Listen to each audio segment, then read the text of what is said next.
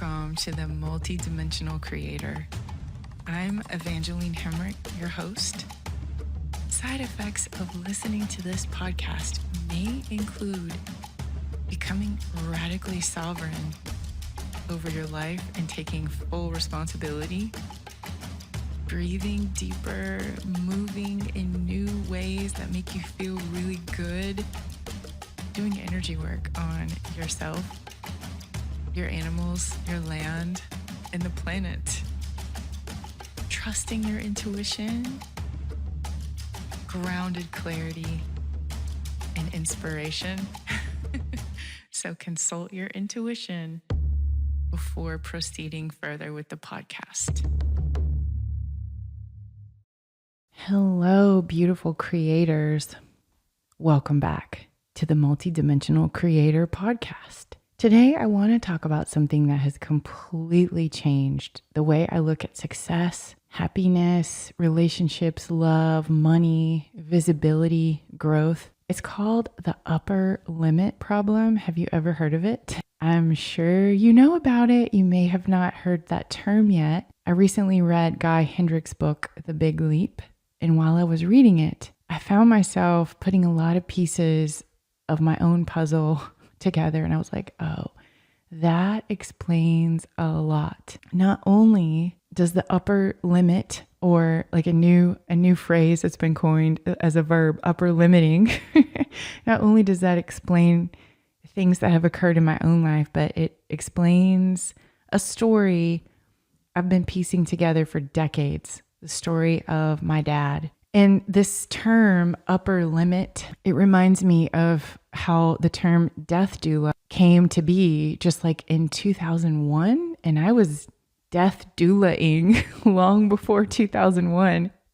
But it's great when you already sense something and you're already aware of something, and then someone comes along and just puts a term to it that makes it all make sense. So I want to tell you a little bit about my dad. He was a brilliant inventor. He was an exceptional creator. At one point, he went from being a janitor to becoming a multimillionaire almost overnight because of one of his inventions. Now think about that for a moment. One day you're cleaning floors, and the next you're sitting on more money than you've ever imagined you could have in your life. And most people would think that's the happy ending of the story, but it was not.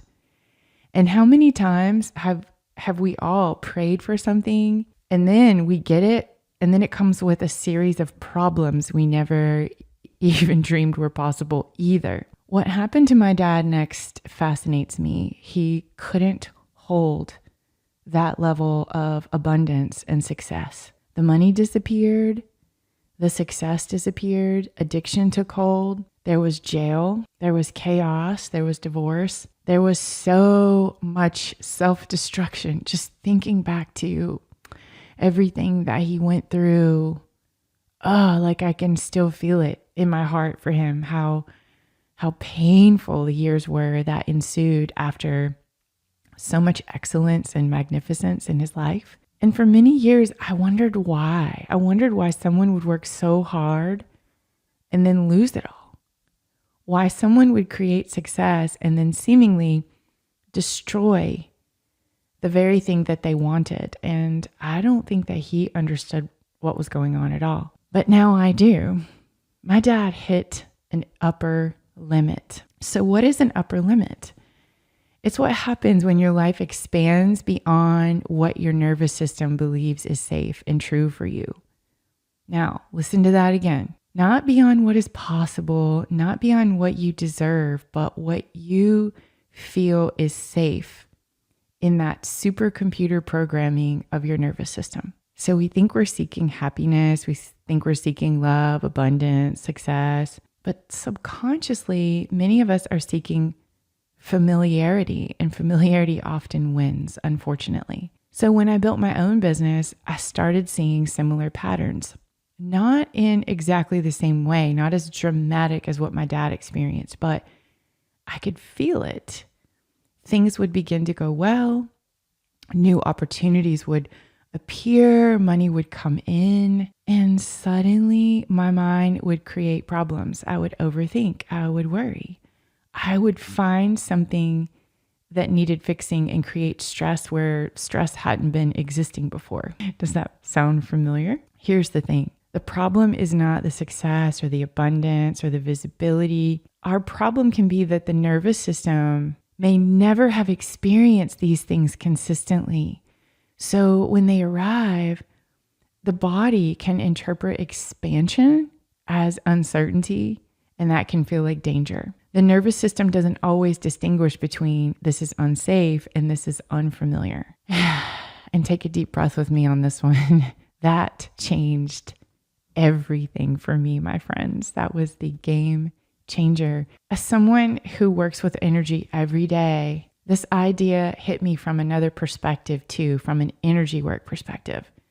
I've come to realize every coaching session I do is energy work. And I interchange the two terms energy healing and energy work.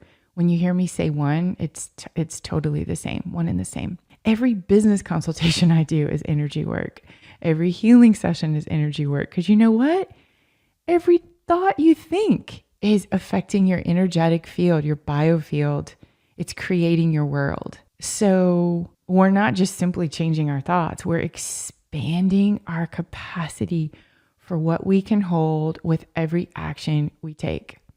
We're teaching the body to hold more life in all of its forms, more love, more money, more responsibility, more visibility, more joy, more fun, more success. This book I was telling you about is called The Big Leap, and it really tells the story for all of us, for all of humanity, that we have not had a lot of practice at having things be really good generationally, ancestrally. That's not been the norm. So the new normal has to be entrained. It's a reset. Guy in the book, the author, he tells these stories of Bonnie Raitt and her upper limit moment of realizing her addiction and substance abuse was keeping her from the level of magnificence and success that she now enjoys. Kenny Loggins, very fascinating upper limit story on stage in front of the biggest audience he'd ever performed to and what happened. So this is for everyone. This is for everyone because we are all retraining our supercomputer, our nervous system, that, yeah, this can be the new normal. Love, success, things going right. And I have a little reset exercise for you to do. This is the simplest practice I know that you can take with you and start practicing this in your own life. Simply name it. When something comes up and it seems like, oh, I'm just getting sick, or, oh, I just injured myself, or I just had an argument for no reason after celebrating a success. Sometimes we just miss those things. Like, well, I just got a cold when I had that big opportunity come up, that big client that I landed, or a big promotion. Or how many times have you seen this yourself in your own life or in someone else's, where they have a win and then out of the blue, an unexpected expense or injury or something happens? Simply name it. Oh, this might be an upper limit. Not danger, not failure, not proof that anything is wrong or you did anything wrong at all. Just an upper limit based on thousands of years of ancestral conditioning of things have to be hard. Okay, so we name it. That's step one. Step two, we soften the body. Take a breath. Go drop your shoulders, relax your jaw, unclench your belly. Let your body know that it is safe. And then step three, very important, choose a safer thought. Like, oh, I'm safe with this success. I am safe receiving more. I can feel good and happy and loving and joyful, and I can still be safe. So I love this one too. I do not have to earn struggle in order to deserve good things. It does not have to be a struggle for something to be good. This is a simple, powerful, effective practice. So I want to leave you with this thought on upper limiting.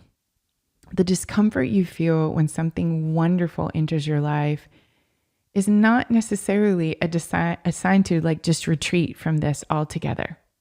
That could be a new relationship, that could be a new job, a new amount of money you're earning. What it might be, which is exciting, is a sign that your capacity is expanding, your capacity to hold good things. That discomfort you feel might actually be evidence that you're standing at the edge of a bigger, more successful life with more impact. So our goal here isn't to eliminate discomfort. We embrace it. I love this. The goal is to stay present long enough to discover that that discomfort isn't really going to hurt you. You're totally safe.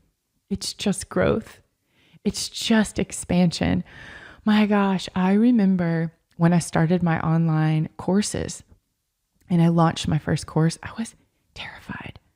My body was in so much distress on the day that my course went live for registration, and for no reason. I could tell myself all day long, what are you so afraid of? I mean, are you afraid nobody's going to sign up? If that happens, it's not going to hurt you. It's not going to kill you. You've never done this before. And I actually had a lot of signups on my first launch. No, it's just growth. It's just expansion. Your nervous system is learning that joy is safe, abundance is safe, love is safe because you are love. Money can be safe because guess what? You are money.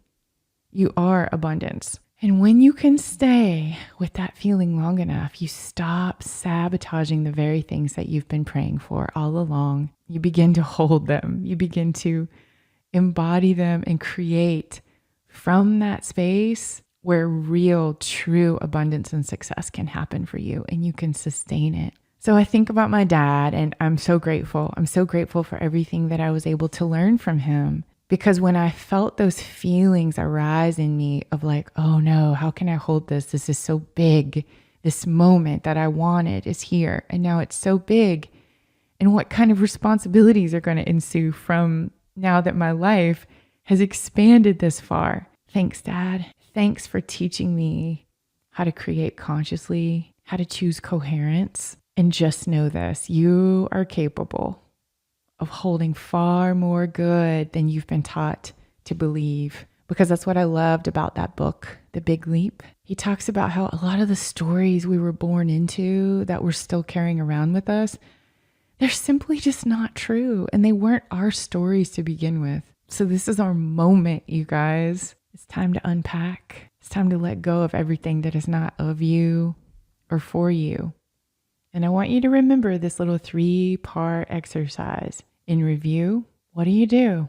What do you do when you come up on something that just might be an upper limit? And there's going to be a little part of you that is going to argue and go, no, you're just sick because people get a cold, right? So just entertain the possibility. What if this is an upper limit that I'm observing? That's step 1. Just name it. Step 2, soften the body. And step 3, create a safer thought. I love you all so much. Here's to our continued unfolding success. Thank you for spending time with me today. If this episode supported you, come connect with me on Instagram at Evangeline Hemrick.